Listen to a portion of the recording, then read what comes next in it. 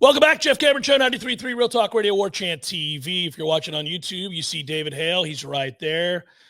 Saying hello yet again. It's been a while, David. ESPN.com reporter. You'll see David everywhere on the ACC network. You see him anywhere there's playing college football, which we'll be doing in not too many more days now.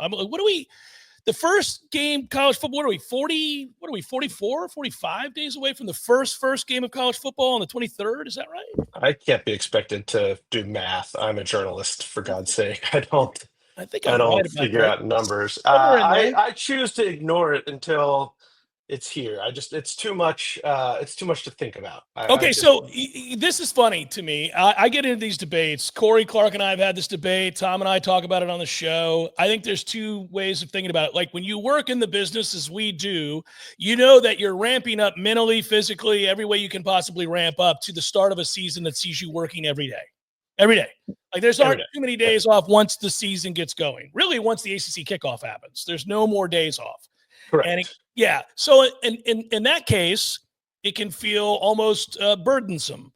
And then you remind yourself, I'm lucky I work in sports. I get to cover football, that kind of a thing.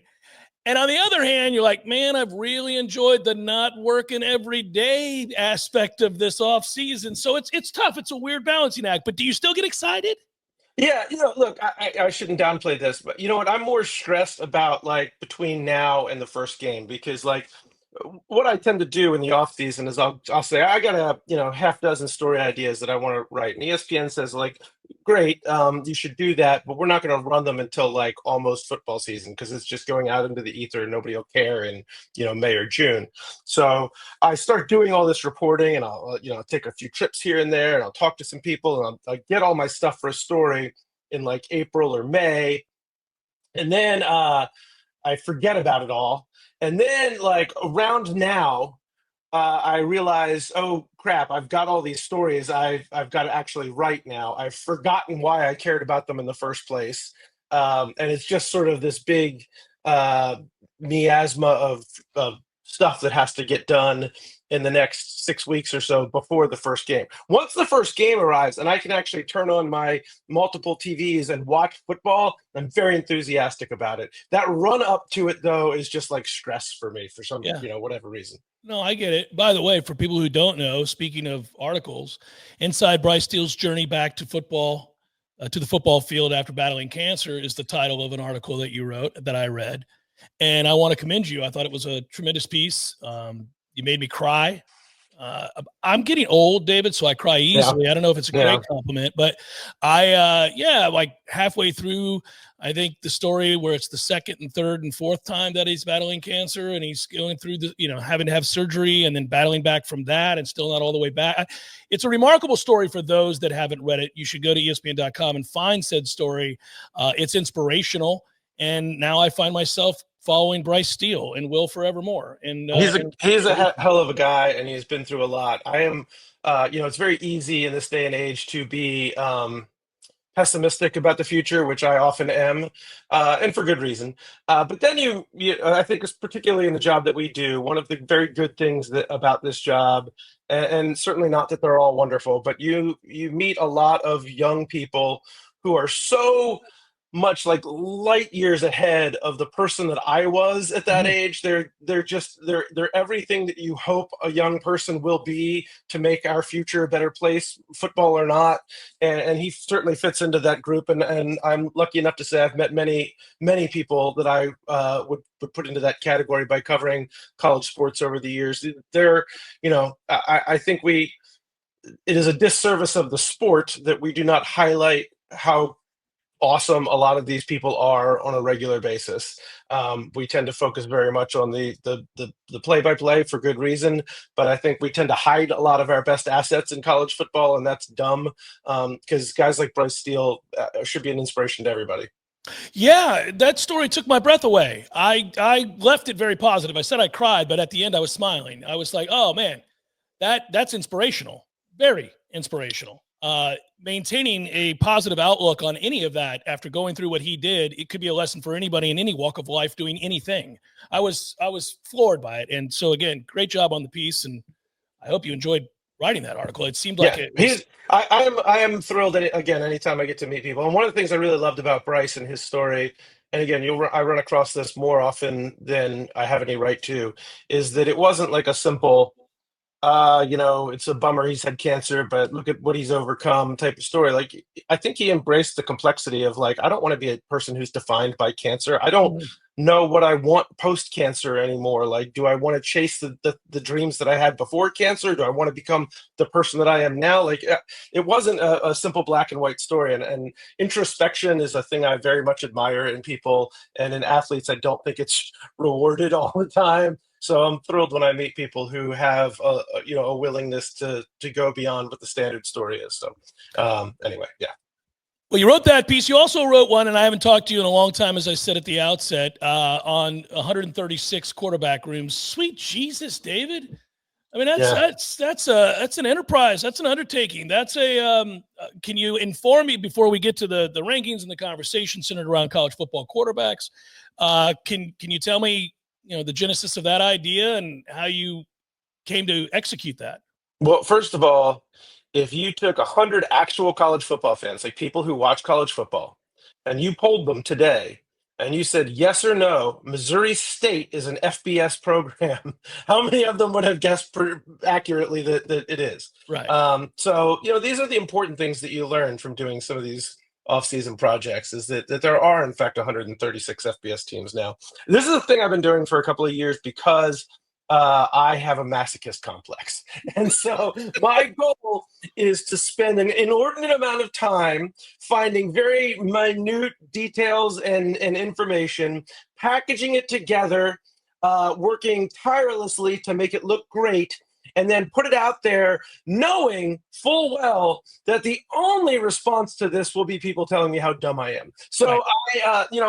look, it's I think it's important in an era in which so little about the future is known, to have a thing that you can count on. It's like going to Starbucks. You know what you're getting. When you write something like this, you know exactly what you're getting. And so it's my annual rite of passage that you get to a certain point in the off season and you think maybe I'm not so dumb. Maybe I'm smart. And then you get the public to knock you back down a few pegs. Well, buddy, all you got to do is post anything. I mean, anything like a known fact. Just post a known fact and watch how quickly you're called stupid. That's something that happens daily. It's tough. You find a way to deal with it very well. So I'll do the thing.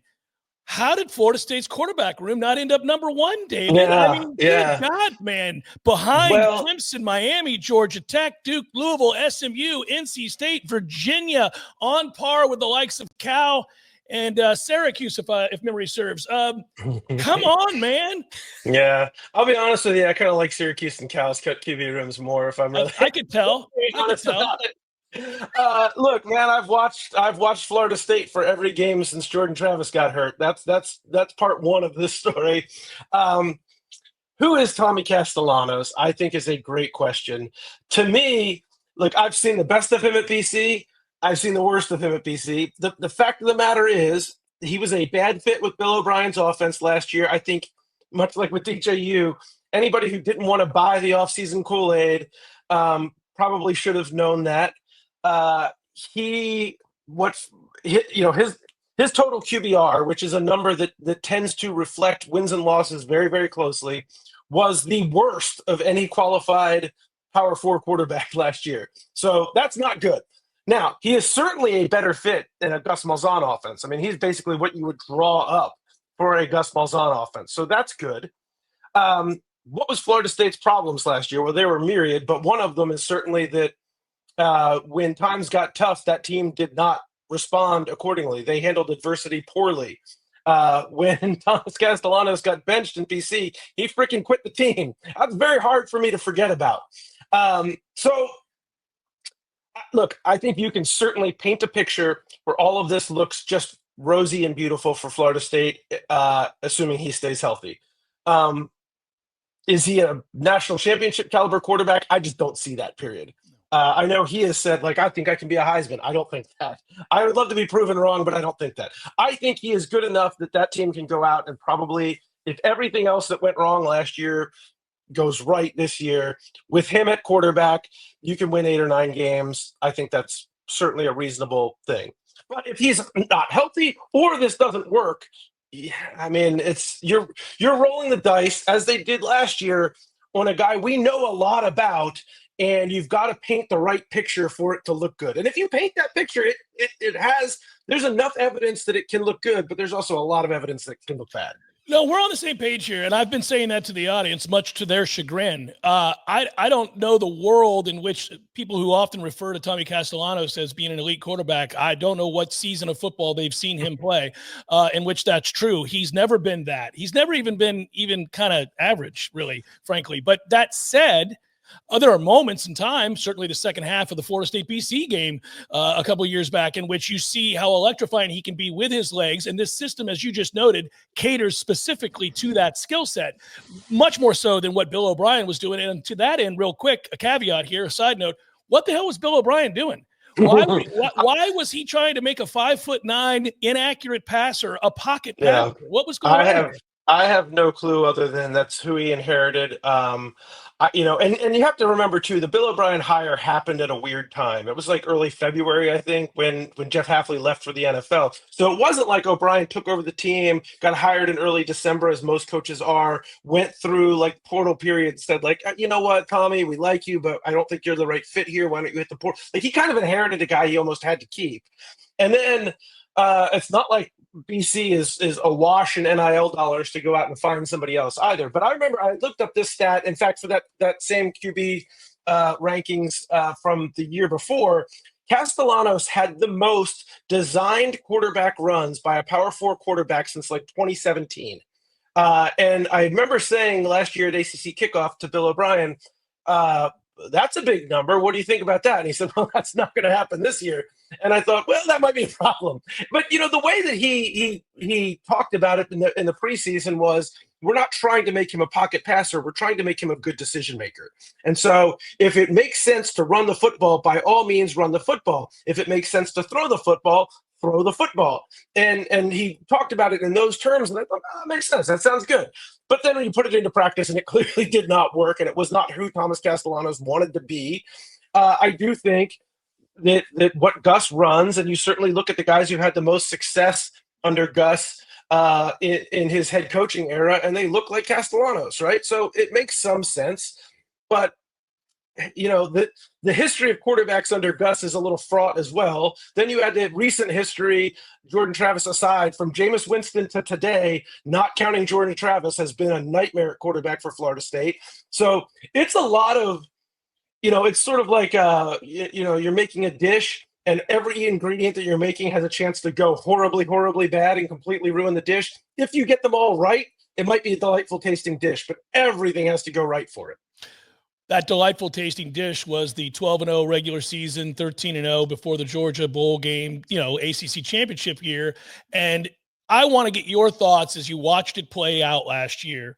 Obviously, much of college football, to some extent, was incredulous watching Florida State go 2-10 and really be a non-competitive outfit in every sense of the word. They didn't give effort. They were terrible on defense. Offensively, it may have been the worst showing I've ever seen from not only Florida State, a school of that magnitude, in any season ever in all of my years of caring about college football. Like that kind of bad. Yeah. I don't believe that's an overstatement. What was it like covering the ACC as you do? And what were the thoughts from others around this league about what was happening in Tallahassee? Because even if you thought that the season wasn't going to go well, even if you projected, and I saw you last year at the ACC kickoff, and a lot of people kind of thought, I don't know. We'll see with DJ. Doesn't seem like a great fit. We kind of know what he is, but nobody on earth thought 2-10 was possible. No. Take me through your thoughts on that and what it was like in terms of sampling, thoughts from all the other teams that you cover in this league. Yeah, it's like there are not, to your point, superlatives that can properly describe how bad it was. Like everything that could go wrong went wrong. I've joked with Mike Norvell. I don't know if he thinks it's funny that he aged over the course of that season the way when you see presidents at the beginning and the end of their term. Yeah. Like it was just and look, like here's the thing. I don't think anybody thought DJ was going to be a Heisman caliber guy, right? But he had just won 10 games at Oregon freaking State. Right. He won 10 games his freshman year when he was bad at Clemson. Like, you didn't need him to be exceptional for just a decent team to run the football, play good defense, and win a bunch of games. Uh, if you had asked before last season, who is the single best head coach at portal evaluation in the country, you would not be wrong to have said Mike Norvell. You look at things like look at the backfield that they had, and you weren't wrong to say they're going to run the football down everybody's throat right up into that first drive against Georgia Tech in week 0 in Dublin, where they ran it down Georgia Tech's throat. And you would have been right to say we don't need a quarterback to carry this offense because we're going to run the football. And they got an offensive line that returned a lot of the same guys who went 13-0 on that team the year before. And you would not have been wrong to say, boy, I really like this offensive line. I believe in them. Like, all of these things. And the defense, frankly, I mean, I've talked to Tony White about this now. Like, there's NFL guys that were on that defense. There's, Patrick Payton's playing for LSU now. Like, those guys were good. So tell me how that ends up in 2-10. It makes no sense. And again, like, it had to be a lot. And look, do you have bad luck in close games? Yes, they lost some games they probably could have won early. Did you have terrible QB play? Yes. And it was, I think one of the great what ifs, if they had just decided, let's fork over a little bit more money and get Cam Ward, because the numbers were not that far off and they could have had Cam Ward. Like, what would this team have looked like? I don't think they were winning the ACC with Cam Ward. They sure shit weren't going 2-10. So, like, it's just, how do you find a coach who had made every right move in the transfer portal for 3 straight years, rebuilding a program from nothing, and then every one of them seems to go wrong? Like, I don't know how you explain that. It is mind-boggling. And I talked to coaches as the year went along who, soft was a word I heard a good bit about Florida State, and I don't think that was wrong. But almost every one of those coaches would still say, like, they were more talented than us. They just didn't play good. David, it's funny. In some ways, it's easier to hear it from you and digest it from you, because I feel like we're steeped in it, mired in it on a daily basis. And after a while, I ran out of ways to describe the disappointment, not just in the team and the way that they played and the lack of effort, but in Mike Norvell. And I said that in any other era, 2-10 at Florida State gets you fired. Mm-hmm. Period. It just gets you fired. You can't go 2-10 here. It can't happen. Now, obviously, there are a lot of reasons why he's not been fired. And also, we've never lived in an era where it was possible for somebody to go 13-1, 12-0, however you want to describe the previous season, and win 10 games the year before that and turn around going 2-10, because it couldn't happen. You would have stockpiled too much talent in recruiting. There would have been no way to have that happen. But we do live in an era in which Michigan, prior to last season, was the defending national champion, and they lost 5 times. We do live in an era where you'll see teams like Arizona State doing about face. We are now entering into a realm of college football, seemingly, where it is entirely possible to find a team who loses 10 games last year and could turn around and win 9 this year, and nobody would be stunned. Like, I don't think Florida State's good, but if they win the non-Big Four, they could easily win 8-9 games. You pull one upset, maybe the home game against Miami, something like that. I don't think we'd be all that shocked. That's how different college football is now.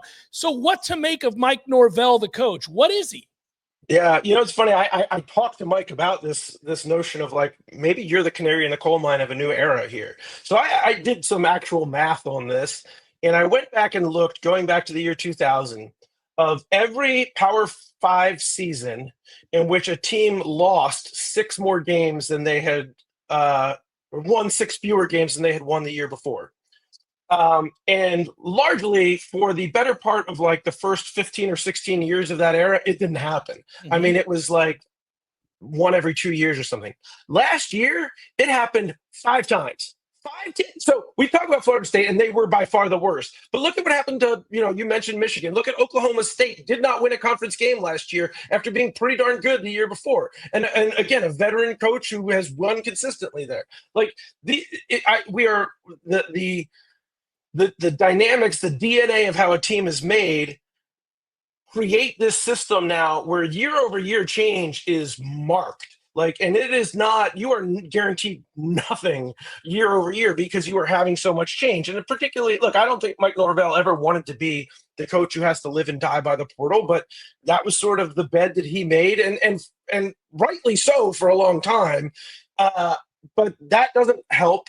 I mean, Dave Doran talked about a lot of the same thing. I mean, those two teams, NC State was not the same expectations as Florida State probably last year, but came in with very high expectations because they got Grayson McCall and a bunch of other guys in the portal, and everybody thought, oh, they're about to put it all together. And Dave Doran said, like, we got the wrong guys, and the whole chemistry was off, and a little bit of it's off, a lot of it's off. Now, what Dave Doran and NC State didn't do was just completely chalk up the season as a loss and finish 2-10. They still managed to make a bowl game. That's basically what NC State did last year, is what Florida State should have looked like if they gave a damn in most of the season. So again, I don't think what happened is a complete anomaly in college football, or will be. I think 10 years from now, we'll look back and say Florida State was the first of many to have a season like that. Maybe not quite to that extent, but along those lines. I still think Mike Norvell's a really damn good head coach. I think he did learn some lessons from last season that he's taking into this season. I think a little bit of it is like, especially when you look at the quarterback situation, like, when it doesn't work with DJ, like, what are you going to do? He knew he didn't have a plan B. There was no plan B there. And I remember those first 6 weeks with DJ starting, and everybody's like, you got to bench him. You got to bench him. And he's like, he's still our best guy. He wasn't lying. He was still their best guy. So, I mean, part of it is just a complete miscalculation in terms of talent. And then, again, part of that perfect storm, it's hard to ignore what happened the year before. And I think Mike Norvell would also tell you, I probably let that linger longer than I should have, because it bit everybody. Like, being snubbed from the playoff bit everybody. And there was a combination of a little bit of it seems dumb to compare these two, but that team last year reminded me a little of the 2014 team that was like, those guys just won 13 games last year. Of course, we'll do that again. And when it didn't happen that easily, they didn't. I mean, look, that 2014 team would not have gone 2-10, but replace Jameis with DJ or Brock Glenn on that 2014 team, and what's their record, right? Like, that didn't make Jimbo less of a coach. It didn't make the talent less of a talent. It's just sometimes when you get punched in the face and you're not used to it, you don't respond well. And there was not anybody in that locker room, including Mike Norvell, and again, I think he would tell you this, who responded well to being punched in the face. Do we think it's just much easier for coaches to lose locker rooms in the modern era than it used to be? Yeah. It has to be, right? I mean, like, this happens all the time. I actually think we're headed towards, and like, to your point, certainly not to the degree it happened to Florida State last year, but I think we're headed down this road right now. If you talk about the money that's in the game, and I was for players being paid and still am, but that said, I think that especially if guys get their money up front, what's the incentive in week 6 when things go south? Yeah, I mean, I do think there will be, it looks more like the NFL, obviously. I do think there will be some NFL repercussions for some of those guys who, like, look, you're sitting in a draft interview at the combine, and the GM's asking you, like, I'm watching the tape, and after you guys started 2-4, you just completely the bed and didn't care anymore. Like, that matters, but we haven't seen it matter yet a lot. I do think that a lot of these guys do have some pride. But here's the other thing too. Like, you're recruiting a high school player, you get to know character pretty well over the span of a year, 2 years, 3 years. You're recruiting a transfer, you're learning character based on secondhand information and maybe 2 conversations you've had with this dude. So it's, again, the margin of error is just sky high with building a team in this era the way that Florida State was built last year. And again, I don't think Mike Norvell is a bad judge of character or talent, because he had done a really good job of it from Jermaine Johnson on down, right up until last year. And then the guys just didn't fit. And then you have guys like Daryl Jackson, who, I mean, I think that was a good judge of character. He seems like a really good guy who has his head on straight, just didn't play that well and didn't have guys playing that well around him. Like, sometimes these things just do not work out on the timeline that you want them to work out. What did you first think at the hiring of Tony White and Gus Malzahn? Obviously, Florida State's got more staff changes, but I just want to go OC and DC with you. What'd you think? White, I like a lot. Mm-hmm. And I mean, again, I think he's been in some tough situations, Syracuse and Nebraska, where, like, the expectations at Nebraska were sky high, particularly on that side of the ball where there's a history there, but not a recent one, and he did okay. Syracuse, I mean, I particularly trying to pair him with the Dino Babers offense. He was always at a little bit of a disadvantage, and they put dudes in the league repeatedly. Look, I think he's a smart, sharp guy who is a good character fit there just in terms of personality. I always do sort of wonder the guys that you say, like, boy, they do more with less. Well, now you've got more. So can you still do more with more? That's sort of the question I have. But I like Tony White, and I've gotten to follow his career for a while now, so I feel pretty good about that. Gus is a much different question for me. And I felt the ... there as we were getting ready to transition. And we're on the same page so far, so keep going. I mean, look, you don't have to look very far to see Chip Kelly win a national championship with Ohio State last year, where like this situation can work. And it's not like Chip Kelly was like everybody's favorite coach in the world as a head coach at UCLA. I mean, the air had been let out of the ball with Chip Kelly many years ago. And so that's not entirely unlike Gus. Again, I worry about QB development at a place that cannot develop or has not recently developed quarterbacks. That is a big, big issue for me.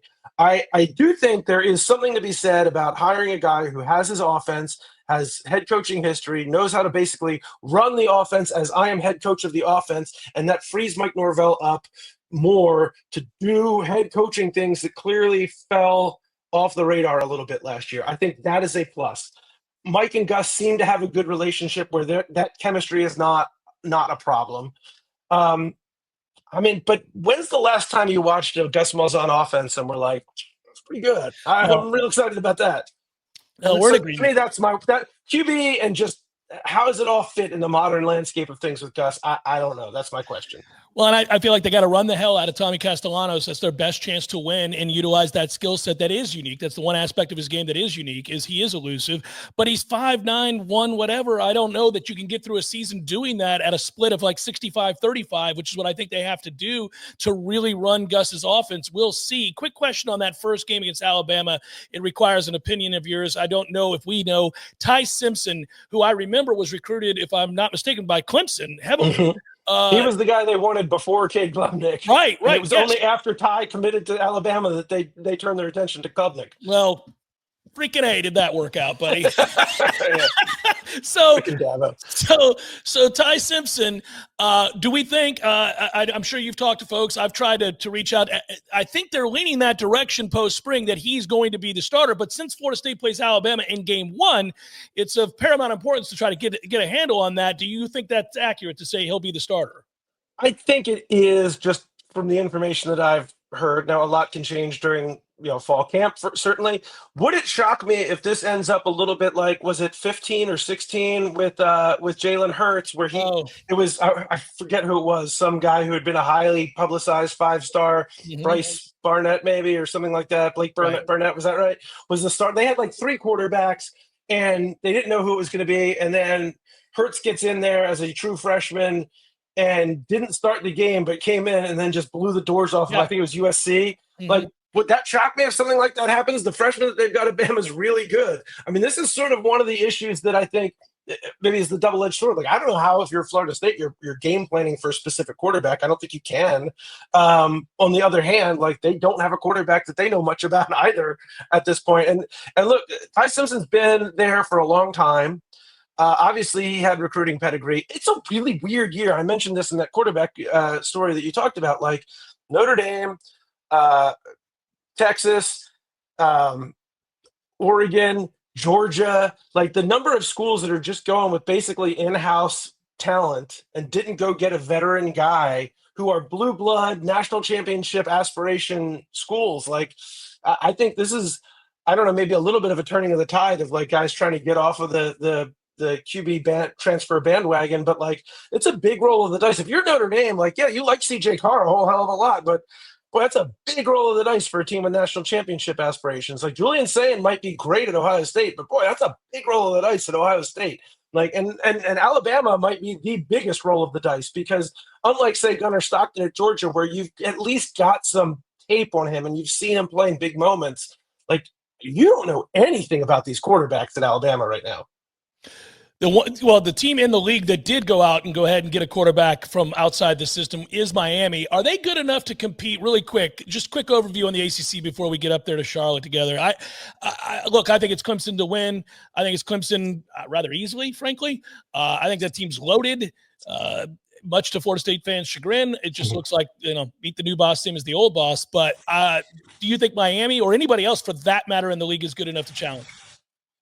I think Clemson's the best team in the league. I'm not. Bill, my colleague Bill Connolly wrote about this a little bit today, but I'm not sure they're national championship good. Because some of their bad moments were pretty bad last year too. But they're certainly very good. They've got the right pieces almost everywhere. I think the Tom Allen hire was a really good one on defense.